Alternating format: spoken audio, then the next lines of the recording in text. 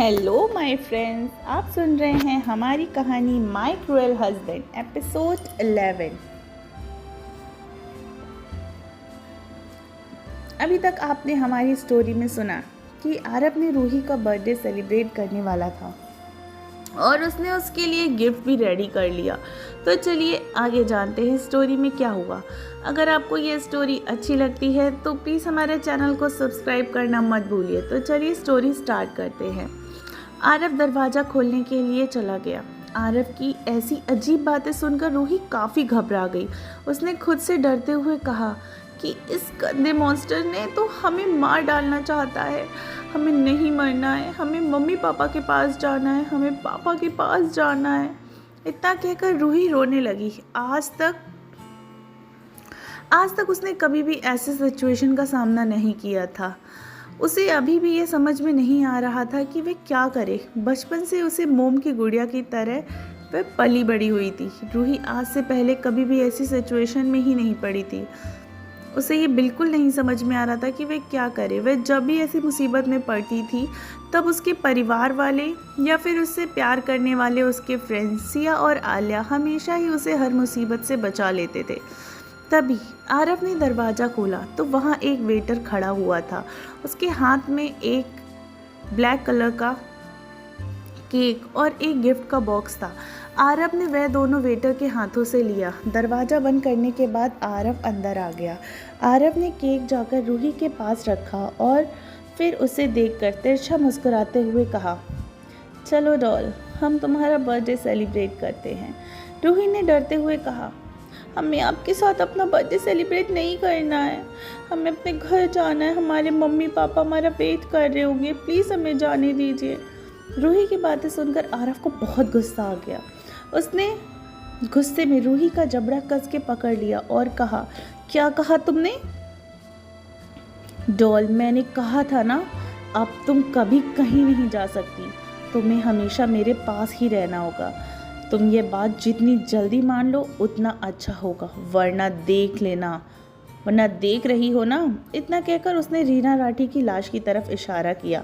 आरव की बात सुनकर रूही बिल्कुल शांत हो गई। आरव ने उससे कहा, तुम ऐसे ही मेरी बात मान लिया करो। मैं तुम पे कभी गुस्सा नहीं करूँगा। अब पहले हम केक कट करते हैं। आज तुम्हारा बर्थडे है ना, हम आज का दिन बेस्ट तरीके से मनाएंगे। इतना कहकर आरव बेड पर बैठ गया और रूही को अपनी गोद में बिठा लिया। रूही भी चुपचाप उसकी गोद में बैठ गई। रूही के दिमाग में यह बात फिट हो गई कि अगर उसने आरव की बात नहीं मानी तो वे उसके मम्मी पापा और उसके भाई की जान ले लेगा। उसकी नज़र में बार बार रीना राठी की लाश की तरफ ही जा रही थी। अभी तक वह लाश वहीं पड़ी हुई थी। रूही ने अपने मन ही मन कहा, मैं अपने मम्मी पापा को कुछ नहीं होने दूंगी। आरव ने केक का बॉक्स ओपन कर लिया और रूही के सामने रख दिया। वह केक देखकर रूही डर गई।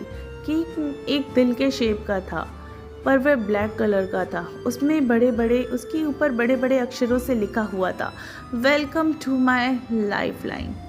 उसमें हथकड़ियाँ भी बनी हुई थी। रूही को वह देखकर ऐसे लग रहा था जैसे ये उसकी कैद का सेलिब्रेशन हो। आरव ने रूही के हाथ पकड़कर उसमें नाइफ से केक को कट कर दिया। उसके बाद आरव ने एक बड़ा पीस रूही के मुंह में ज़बरदस्ती घुसा दिया और कहा, welcome to my life doll. Celebrate करने लगा। तभी आरव ने रूही के होठों पे अपने होठ रख दिए और उसके होठों से उस केक का टेस्ट लेने लगा। उस केक का मीठा सा स्वाद उन दोनों के मुंह में पूरी तरीके से घुल सा गया। आरव ने रूही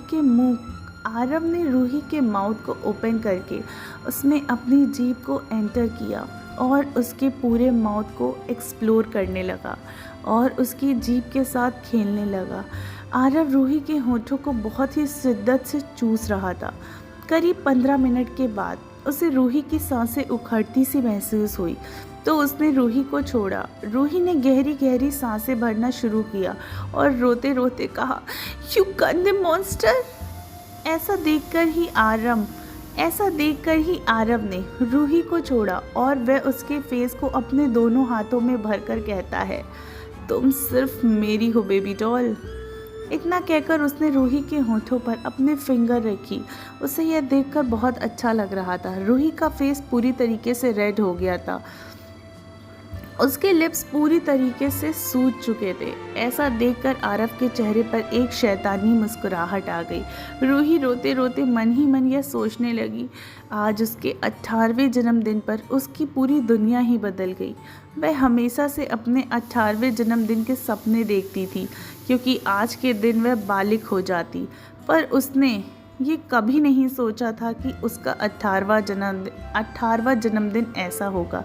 आरव ने गिफ्ट का बॉक्स रूही के सामने किया और कहा, डॉल इसे ओपन करो, यह मैंने तुम्हारे लिए लाया है। आरव की बात सुनकर रूही ने उस गिफ्ट की तरफ देखा पर कुछ नहीं कहा, और यह देखकर आरव को बहुत गुस्सा आ गया। उसने गुस्से में रूही की बाजू को दबाते हुए कहा, रूही, आई डोंट लाइक कि कोई मेरी रिस्पेक्ट ना करे।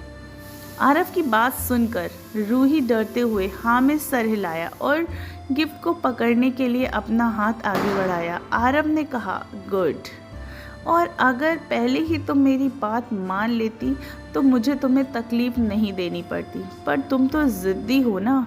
चलो जल्दी से गिफ्ट ओपन करो। रूही ने डरते डरते गिफ्ट को ओपन करने के बाद उसमें जो चीज़ अंदर देखी उसे देखकर रूही बिल्कुल डर गई और कहा, यह किस लिए?